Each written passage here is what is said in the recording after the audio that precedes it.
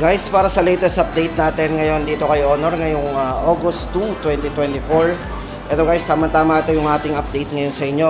Kasi may mga nagtatanong sa atin dito ng kanilang tablet. Ito kung naghahanap po tayo ng tablet na pwede natin gamitin sa school, sa business, at syempre guys sa mga personal natin use. Ito yung kanilang bagong release na Honor Pad X9. Ito guys, unahin ko na sa inyo yung tablet nila. Ganda ng tablet nila guys, oh. Inside the box, kasama na po yung kanilang Bluetooth keyboard. Yan. Kumbaga ito yung kanilang Bluetooth covered keyboard. So pwede siya maging cover. Ito na yung pinaka-cover niya. Guys, napaka-handy. Tsaka syempre guys, napaka-elegante rin. Kasi nagdala dito yung kanyang cover keyboard eh. Ganda. Check natin eh. Ito, sa mga naghahanap nga po pala dyan ng tablet na affordable guys, ito yung kanilang Wi-Fi. Ito, Wi-Fi version. Ito yung kanilang Pad X9. Guys, ito para sa presyo po nito, 11,990. With keyboard na po yan.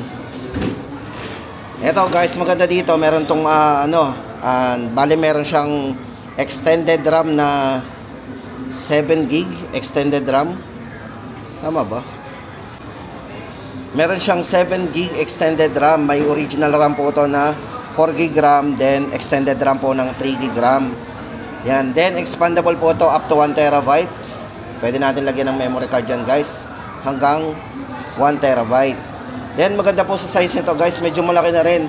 Kasi size nito is naka 11.5 inches.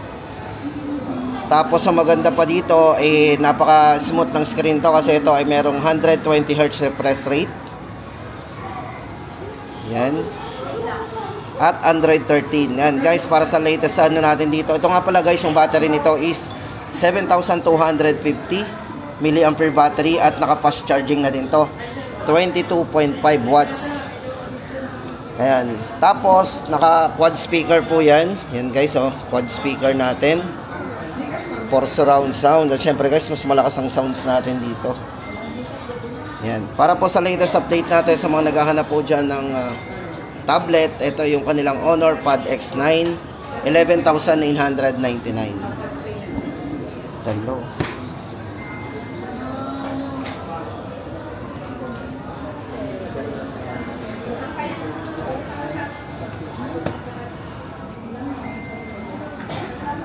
Tapos ito na guys, punta na tayo sa kanilang mga cellphone. Ito na yung para sa latest update natin ng kanilang mga cellphone. Unahin na po natin yung kanilang Honor X7B. Ito nasa harapan natin.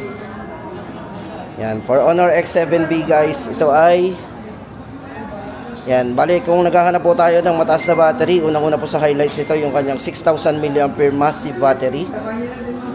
At kung camera naman po, ito guys, merong 108 megapixel para sa kanyang ultra clear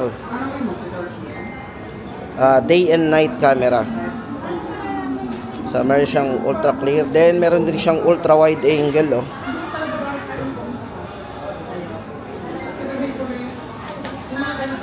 At pagdating sa video, check natin yung video nito. Ayan.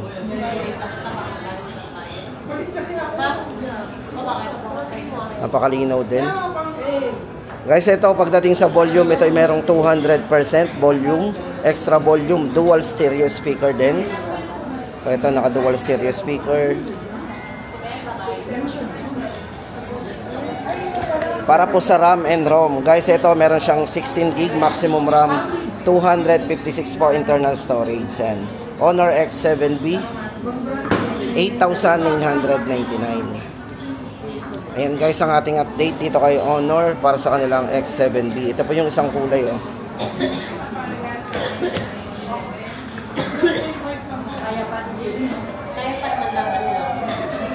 Then guys, ito next natin ipapakita sa inyo yung kanilang Honor X8B. Ito guys, for Honor X8B yan.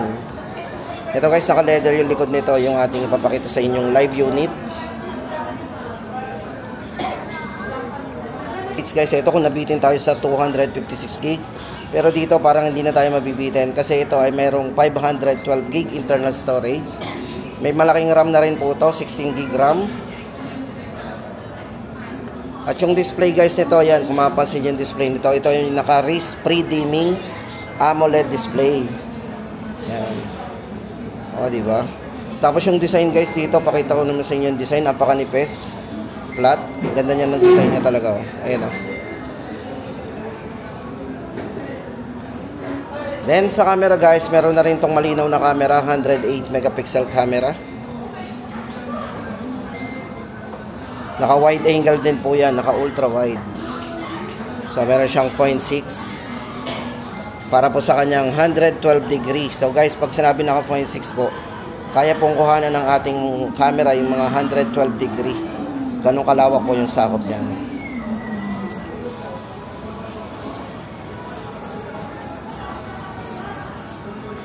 Linaw.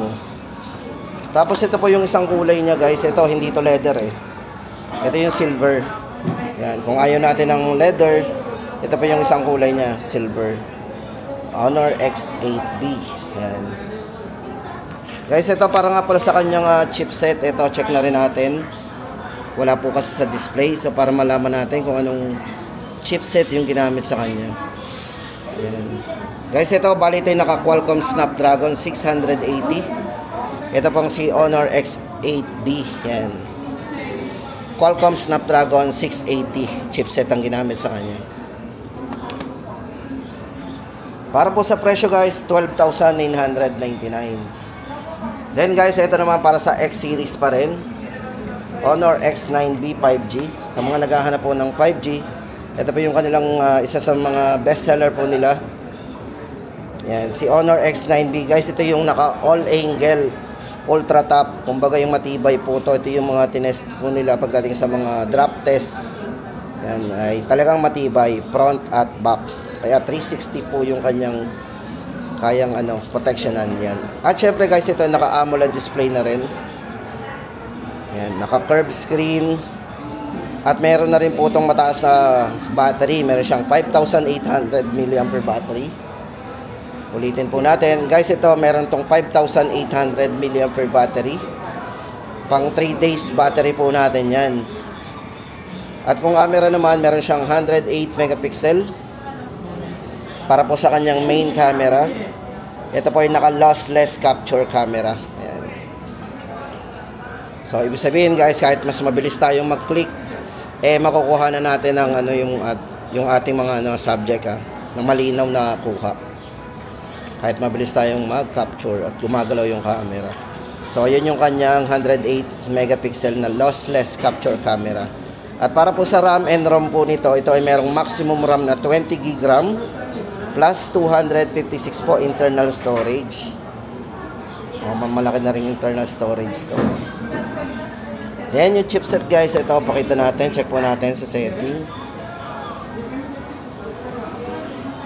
Para po sa chipset o yung kanyang processor guys, ito naka Snapdragon 6 Generation 1. Yan. Yan. Price update po natin 16,999. Yan guys, 16,999. Then guys, ito punta na tayo sa kanilang mga baka naghahanap po kayo ng mga naka on sale naman guys. Ito dating 12,999. Ito po si Honor 90 Lite 5G. Kasi ito, kung mapapansin mo dito, napakanipis ng bezel nito. Diba? Yung screen niya halos full screen. Ito guys, merong 100 megapixel na rin pagdating sa kanyang main ultra camera. Yan, pinaka main camera niya, naka 100 megapixel ultra camera.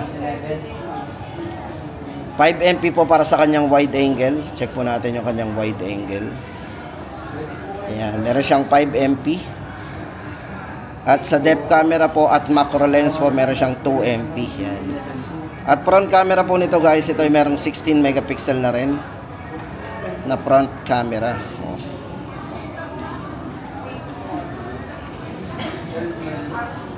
Then chipset po, ito ay naka MediaTek 6020 5G. 8 GB RAM, 256 naman po para sa kanyang RAM and internal storage.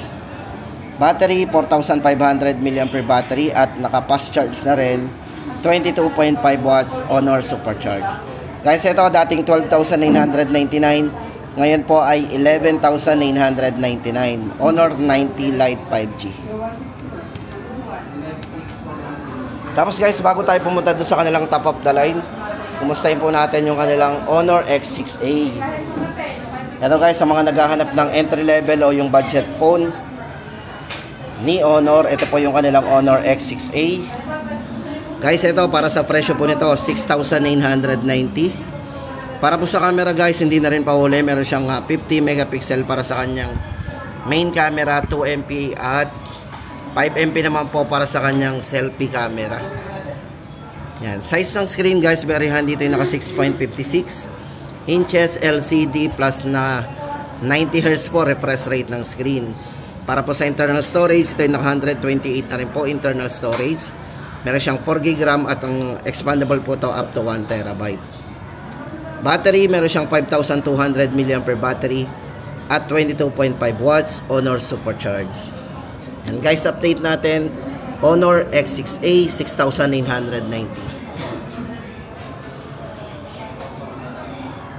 Tapos guys, ito, punta na tayo doon sa kanilang yung mga top of the line. Yan. Ito po yung kanilang Honor 200 5G at yung Honor 200 Pro 5G. Yan. Kasi ito, para sa latest update natin, punta muna tayo sa specs and parameters po ni Honor 200 5G. Guys, ito para sa kanyang triple camera. Meron po siyang 50 megapixel portrait camera. Naka 50. Check po natin gaano kalinaw yung camera nito. May ultra wide angle din po yan. Meron siyang 0.6. At pagdating po sa video guys, ito check natin. Meron siyang 60 fps din. Para sa kanyang video resolution yan. Napaka smooth din ito.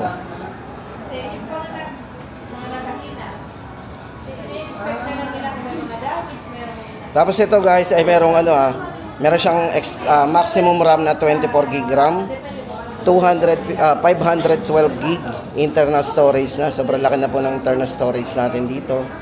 Sa battery, meron siyang 5,200 mAh battery at ito po ay naka silicon carbon battery na.